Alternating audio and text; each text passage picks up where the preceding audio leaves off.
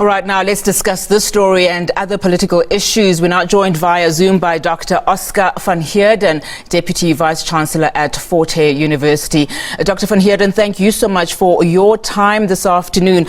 Now, this story keeps changing. The Amabungane article describing the Namibian connection as it relates to this particular incident. The DA now saying that it will be writing to the SA Revenue Service and the Reserve Bank regarding what the party says are holes in the story regarding the alleged theft. What do you make of all of this? Well, Nati, the reality is that there are a lot of answers that is required.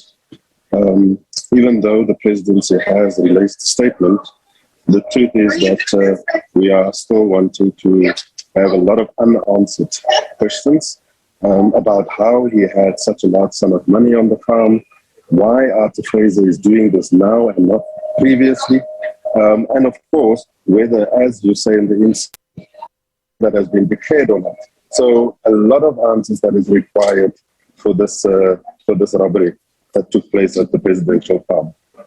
I mean, we heard from the president's spokesperson saying that the president is saying that there's no basis for the claims of criminal conduct made against him by Arthur Fraser. Of course, he's not going to be speaking. We are hoping to see if he'll say anything when he does address the Limpopo conference, which wraps up today.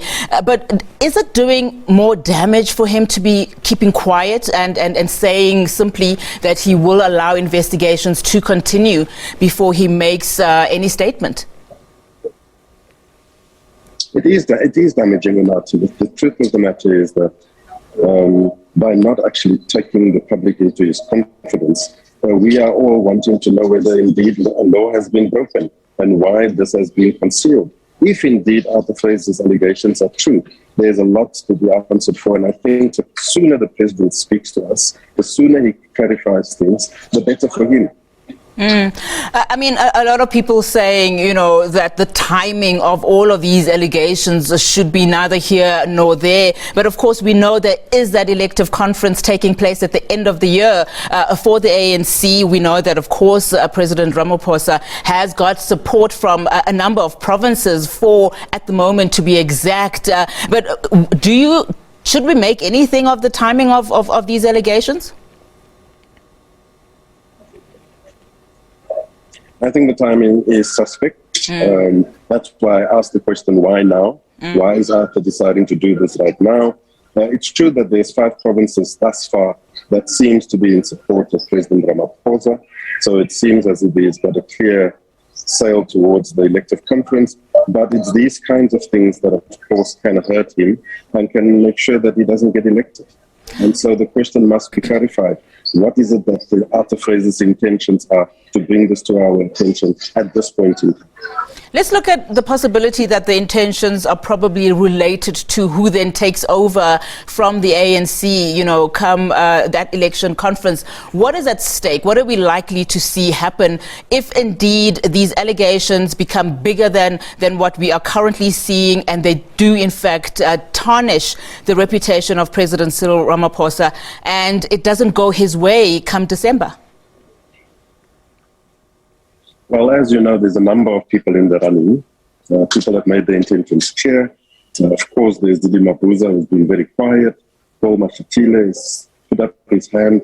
Zikizi, Lindiwe Sisulu. There's certainly no shortage for a candidate for the president. And I think that if this gets bigger and negatively impacts on Ramaphosa, there will obviously be a number of people that will be standing in line to want to take over from him. It's interesting that you mentioned Lindiwe Sisulu. One of our journalists, cornered her and asked her, what she thought about these allegations. And of course, she made reference to the fact that she commends the president for being open to the investigation. So a lot of people obviously wanting to know if indeed this crime did take place, what then did the president do? Is there a cover-up, etc.? No, absolutely. And I think that is the best way forward.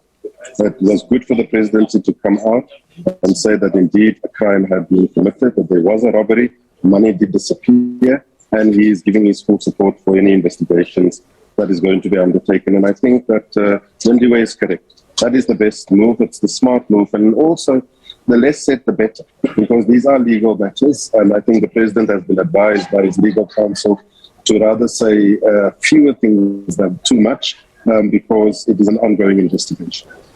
All right, let's turn our focus now to what's currently happening in Limpopo. Of course, we saw that provincial conference, elective conference taking place again. Stan Mathabata being elected a chairperson for the third time now. And of course, that province was also the first that endorsed President Cyril Ramaphosa for a second term of the ANC. He's now there going to address, the members. Currently, they are in closed sessions. What do you think is likely to happen in terms of his support at that province, especially now that we're hearing that the province itself has consistently been increasing its membership base, since 2018, and it's obviously looking more and more likely that the Limpopo province is now a key province for the ANC? Well, the thing is, Renati, remember it was Stan, the Premier himself and the chairperson of the ANC, that endorsed Ramaphosa, to the outcry of a number of people in the province. Now, of course, with his re-election, it is clear that he has the support of the province, and that those statements about supporting Ramaphosa can now be taken as serious. You are right that the numbers are rising in Limpopo, but still not the biggest. I think at the moment the Eastern Cape is becoming the biggest in terms of membership, followed by KZN, but in third place is Limpopo. So these are very, very important provinces, and the fact that Stan and that leadership has now won that conference means that the president can sit a little bit easier as we move towards December.